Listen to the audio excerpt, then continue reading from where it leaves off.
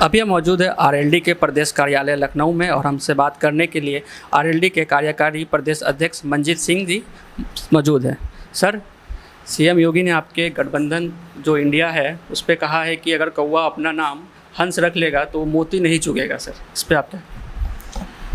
देखिए, कोई क्या कह रहा हम उस पर जाना नहीं चाहते हैं।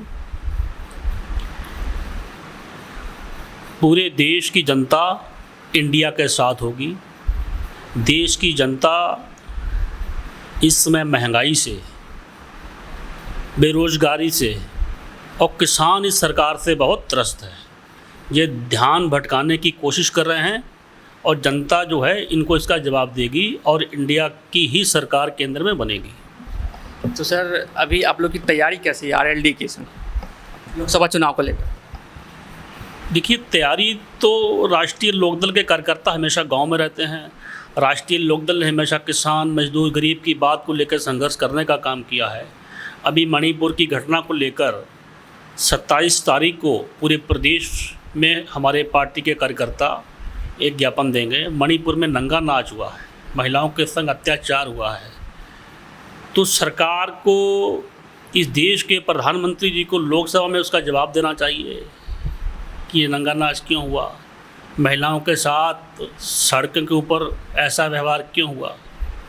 तो ये सरकार ध्यान भटकाने का काम कर रही है। अभी 750 किसान शहीद हो गया।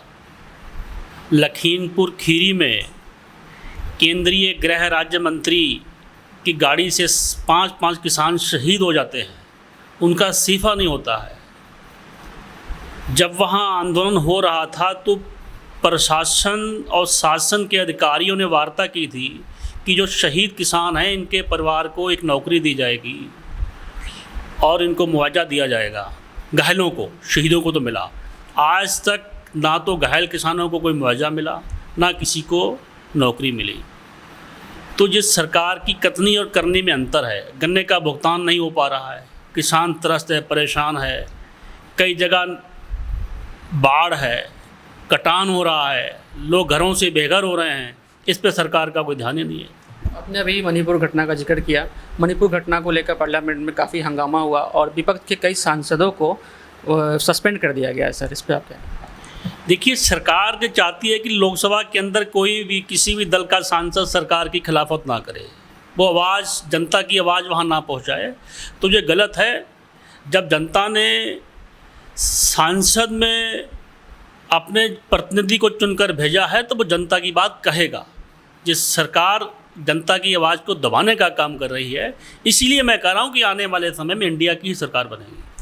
अमित शाह कह रहे हैं कि हम चर्चा करने के लिए तैयार है, लेकिन विपक्ष हंगामा कर रहा है, चर्चा करना नहीं चाहता है। ये तो हमेशा कहते हैं, करते भी खुद हैं और कराते भी कुछ हैं।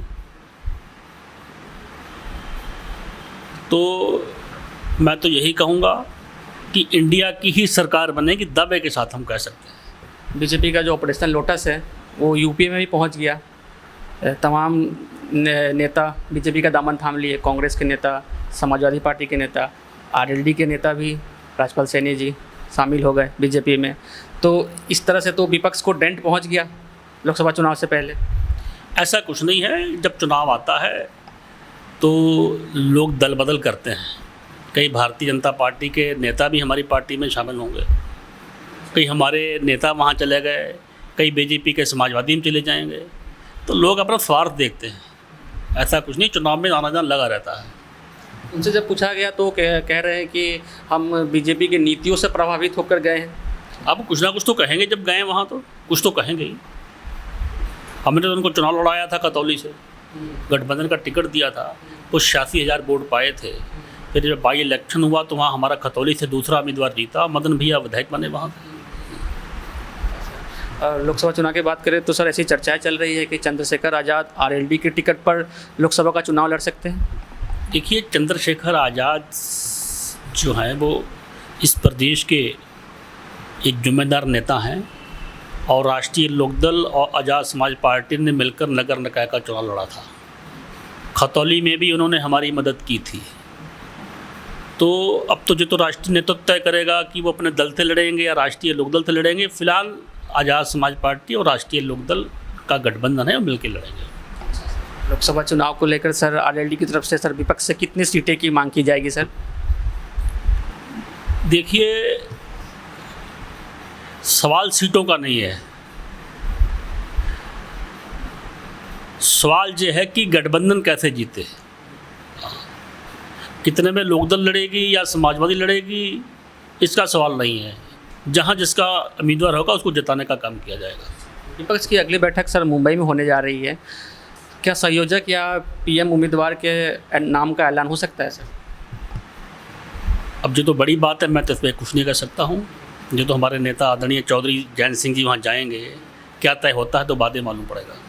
आपका क्या स्टैंड है कि आप मानते हैं कि चुनाव से पहले अगर नाम की घोषणा हो जाए तो सही रहेगा? देखिए, ये तो दलों के नेता तय करेंगे, आप किसको करते हैं इसके बारे में कुछ नहीं कहना चाहता हूँ। कितनी मजबूती से सर विपक्ष लोकसभा चुनाव लड़ने जा रहा है सर?